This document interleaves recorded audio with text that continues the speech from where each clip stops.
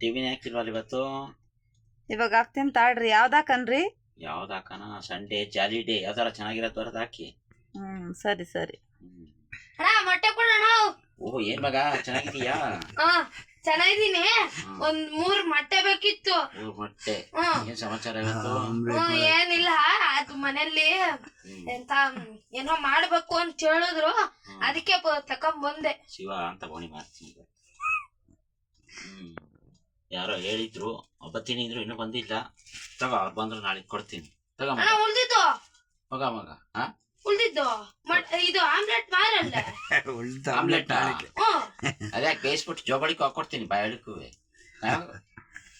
ಅಣ್ಣ ನನಗೆ ಈಗ ಜಸ್ಟ್ ಬೇಕಿತ್ತು ಕಣ. ಅದೇ ಬೇಯಿಸ್ಬಿಟ್ಟು ಬಾಯಿಗೆ ಹಾಕೊಬಿಡ್ತೀನಿ. ಆಮೇಲೆ ಇದು ಹೋಗುವಾಗ ಅದನ್ನು ವಾಶ್ ಮಾಡ್ಕೊಡ್ತೀನಿ. ಆಯ್ತು ಕಣ, ನಮಸ್ಕಾರ, ಹೋಗ್ತೀನಿ.